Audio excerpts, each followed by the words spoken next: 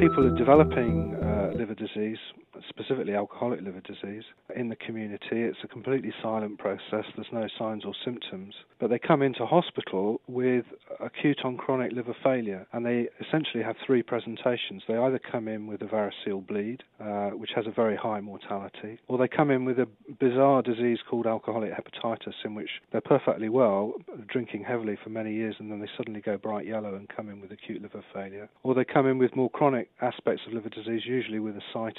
But in each case, it's usually a complete shock to the patient. We used to see probably twice as many men as women, and now it's nearly always roughly 50-50 between men and women. In terms of age, I would say the majority of our patients are in their 40s and 50s, but it's no longer unusual to see patients in their 30s. That happens all the time. And perhaps 4 or 5 times a year we see people in their 20s, even in their early 20s, with end-stage alcohol-related liver disease.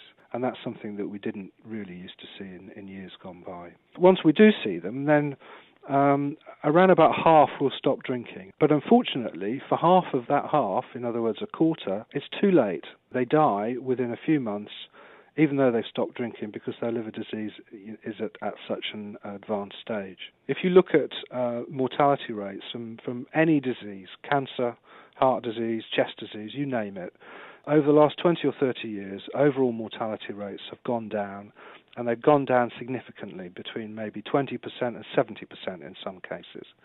If you look at liver mortality over the same period of time in the UK, it has gone up between 4 and 5 times. That's the level of problem that we have with liver disease, and pretty much all of that increase is from alcoholic liver disease.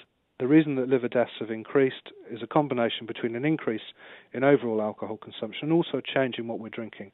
People have moved from drinking 3.5% by volume bitter to wines and spirits and stronger beers and lagers, and that's had an impact as well. The way to really substantially change alcohol mortality and liver mortality is for the whole population to drink a little bit less. Taking the cheapest booze out of the system is absolutely the right way to do it. Firstly, it's totally fair because the impact of this measure is directly related to the amount of alcohol that you buy.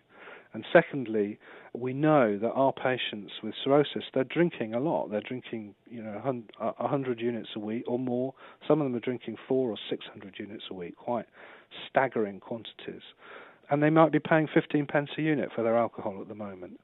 And if we have a minimum price at a reasonable level, which is going to make an impact, 50 pence, something like that, then that's really going to have a massive impact on our patients, and it's going to cut levels of liver mortality. And furthermore, it's going to cut those levels of liver mortality pretty quickly. The impact's going to be felt within a year or two. 50p is going to prevent something like 3,000 deaths and 100,000 hospital admissions a year, and that's a really worthwhile level for minimum price.